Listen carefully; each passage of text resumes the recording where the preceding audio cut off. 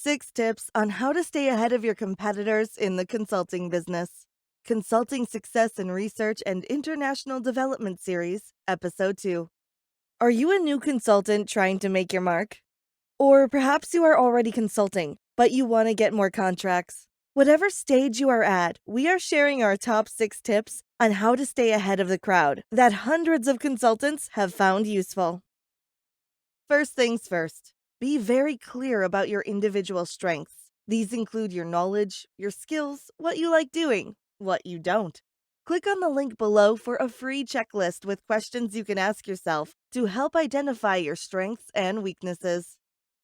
Next, research who buys what you have to offer. Remember, it is only worth selling what people want to buy, not what you want to sell. Tip number 1, identify what your potential clients are buying. Identify who your potential clients are buying from. These are your competitors. Study your competitors carefully. What do they do well that you can learn from? Is there a way that you can complement what they offer, or you may even be able to collaborate with them? Tip number 2, identify and study your competitors.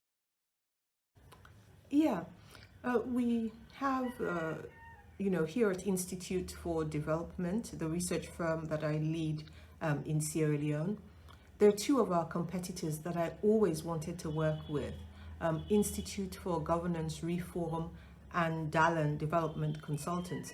And this year we got that opportunity. We came together, we put a bid together for a £500,000 research contract, and we won that contract. And I think that's not something that, individually we would have been able to pull off as easily. Now that you know your strengths, your potential clients, and competitors, you can develop your offering. We are running coaching sessions to help consultants develop their offering. Please click on the link below to register. There are limited spots, but the earlier you register, the earlier you will get a place.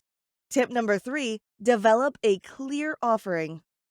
Once you have developed your offering, you must be able to communicate that clearly. This is your elevator pitch.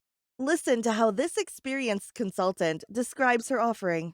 I'm a researcher. My general area is sexual reproductive health. I specialize on FGM and other practices. I sometimes look into other cultural practices. I look into child marriage as well. Note these points. The consultant clearly identifies her core skill, which is research. She then specifies her niche, female genital mutilation, FGM. She also highlights other related areas that she could work in. This description makes her attractive to organizations who are seeking specialist FGM expertise, but also a broader range of organizations working in harmful traditional practices, sexual reproductive health, or even just generic research. Exercise. Try and do this for yourself. Pause the video and write your description in the comments below. Tip number 4. Prepare your elevator pitch.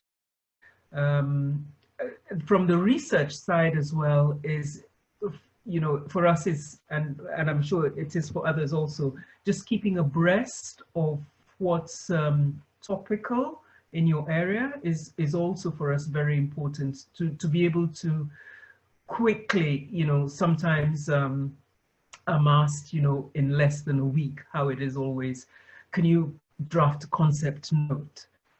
And you have to have all the bits there, because anybody who's in the field reading it is like, okay, bang, I know that this person knows what they're talking about, for example. Tip number 5, be prepared.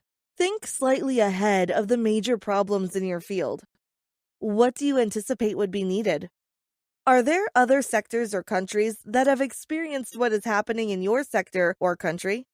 Be prepared for when the conversation starts, or better still, start the conversation. One of my job lives has been in systems analysis. I was a programmer for a while, developing systems and databases, etc. So the whole idea, and I was just writing a personal statement just now saying that, when you're programming, one of the things it teaches you is the value of hard work and the sort of commitment to debugging your program until it works. There's no getting away from it. You want it to work, you've got to invest that time and, until you get a result.